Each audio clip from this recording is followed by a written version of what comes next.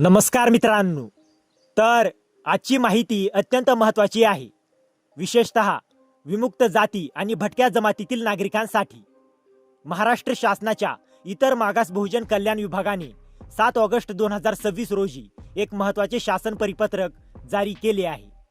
या परिपत्रकानुसार राज्यभर भटके विमुक्त समूह दाखला मेळावे आयोजित करण्यात येणार आहेत.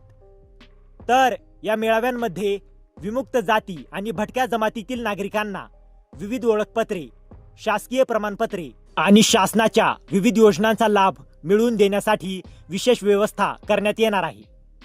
तर या परिपत्रकात नेमके काय सांगितले आहे हे आपण अगदी सोप्या भाषेत समजून घेऊया. तर शासनाने राज्यभरात भटके विमुक्त समूह दाखला मेळावे आयोजित करण्याचे निर्देश दिले आहेत. हे मेळावे महसूल विभाग, संबंधित योजनांचा विभाग आणि इतर मागास बहुजन कल्याण संचालनालय यांच्या संयुक्त विद्यमाने आयोजित करण्यात येणार आहेत. या मेळाव्यांचा उद्देश असा आहे की विमुक्त जाती आणि भटक्या जमातीतील नागरिकांना विविध प्रमाणपत्रे आणि शासकीय योजनांचा लाभ मिळवण्यासाठी वेगवेगळ्या कार्यालयांमध्ये वारंवार जावे लागू नये आणि प्रक्रिया अधिक सुलभ व्हावी. तर मेळावे कधीपासून सुरू होणार? तर परिपत्रकानुसार 6 ऑक्टोबर 2026 पासून मंडळ स्तरावर हे मेळावे आयोजित करण्यात येणार आहेत. प्रत्येक तिमाहीच्या पहिल्या मंगळवारी एक मेळावा आयोजित करण्याचे नियोजन आहे. उदाहरणार्थ 6 ऑक्टोबर 2026, 5 जानेवारी 2027, 6 एप्रिल 2027 आणि 6 जुलै 2027 या तारखांना मेळावे आयोजित करण्याचे निर्देश देण्यात आले आहेत. 6 जुलै 2027 नंतरही प्रत्येक तिमाहीच्या पहिल्या मंगळवारी संपूर्ण राज्यात अशाच प्रकारचे मेळावे आयोजित करण्यात येणार आहेत.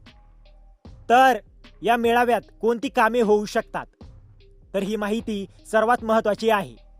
या मेळाव्यांमध्ये विमुक्त जाती आणि भटक्या जमातीतील नागरिकांच्या विविध प्रमाणपत्रांशी आणि योजनांशी संबंधित तक्रारी व प्रलंबित बाबींचा तातडीने निपटारा करण्याचे निर्देश आहेत. यामध्ये उदाहरण म्हणून आधार कार्ड, मतदार ओळखपत्र, रेशन कार्ड, जात प्रमाणपत्र, आयुष्मान भारत कार्ड, उत्पन्नाचा दाखला, नॉन क्रिमिलियर प्रमाणपत्र, रहिवासी प्रमाणपत्र, अधिवास दाखला, विवाह नोंदणी प्रमाणपत्र, प्रकल्पग्रस्त प्रमाणपत्र, दिव्यांग प्रमाणपत्र, जन्म मृत्यू नोंदणी प्रमाणपत्र आणि इतर आवश्यक प्रमाणपत्रांचा समावेश आहे. तसेच केंद्र आणि राज्य शासनाच्या विविध योजनांशी संबंधित बाबींचाही या मेळाव्यांमध्ये विचार केला जाणार आहे. तर अधिकाऱ्यांची उपस्थिती महत्त्वाची. तर या मेळाव्यांमध्ये संबंधित विभागांचे सक्षम अधिकारी प्रत्यक्ष उपस्थित राहणे आवश्यक आहे. यामध्ये उपविभागीय अधिकारी, गट विकास अधिकारी, तालुका आरोग्य अधिकारी, मुख्याधिकारी, तहसीलदार यांसारख्या अधिकाऱ्यांचा समावेश आहे. त्याचबरोबर मंडळ अधिकारी, ग्राम विकास अधिकारी, ग्राम महसूल अधिकारी, पोलीस पाटील, कृषी सहाय्यक, अंगणवाडी सेविका आणि प्राथमिक आरोग्य केंद्रातील परिचारिका यांचीही उपस्थिती बंधनकारक करण्यात आली आहे. यामुळे नागरिकांना एकाच ठिकाणी विविध विभागांशी संबंधित कामांसाठी मार्गदर्शन आणि सेवा मिळण्याची शक्यता आहे. तर मेळाव्यापूर्वीही तयारी केली जाणार. तर मेळाव्याच्या तारखेच्या किमान 15 दिवस आधी लाभार्थ्यांची तालुकानिहाय संख्या आणि यादी निश्चित करण्याचे निर्देश आहेत. तसेच जन्म दाखला, रहिवासी दाखला, वंशावळ दाखला यांसारखी आवश्यक कागदपत्रे आधीच जमा करण्याची किंवा त्यांची पूर्तता करण्याची कार्यवाही करण्यात येणार आहे. मेळाव्याच्या दिवशी आवश्यक योजनांसाठी आणि प्रमाणपत्रांसाठी अर्जांचे नमुने भरून घेण्यात येतील. शक्य असल्यास त्याच दिवशी किंवा जास्तीत जास्त त्या महिन्याच्या शेवटच्या तारखेपर्यंत लाभ देणे किंवा प्रमाणपत्रांची वाटप करण्याचे निर्देश देण्यात आले आहेत. तर सुरुवातीला कोणत्या ठिकाणी मेळावे होणार? परिपत्रकानुसार सुरुवातीच्या टप्प्यात विमुक्त जाती आणि भटक्या जमातीची लोकसंख्या अधिक असलेल्या राज्यातील 203 तालुके वस्त्यांमध्ये हे मेळावे आयोजित करण्याचे नियोजन आहे. यानंतर संपूर्ण राज्यातील सर्व तालुके आणि मंडळ स्तरावर हे मेळावे आयोजित करण्यात येणार आहेत. या 203 तालुक्यांची जिल्हानिहाय यादी परिपत्रकासोबतच्या परिशिष्ट अ मध्ये देण्यात आली आहे. यामध्ये पुणे जिल्ह्यात मावळ, मुळशी, जुन्नर, पुरंदर, हवेली, भोर, दौंड, पुणे शहर, बारामती, इंदापूर आणि आंबेगाव या ठिकाणांचा समावेश आहे. तसेच रायगड जिल्ह्यात पनवेल, महाड आणि कर्जत या ठिकाणांचा समावेश परिशिष्टात आहे. तर नागरिकांनी काय करावे?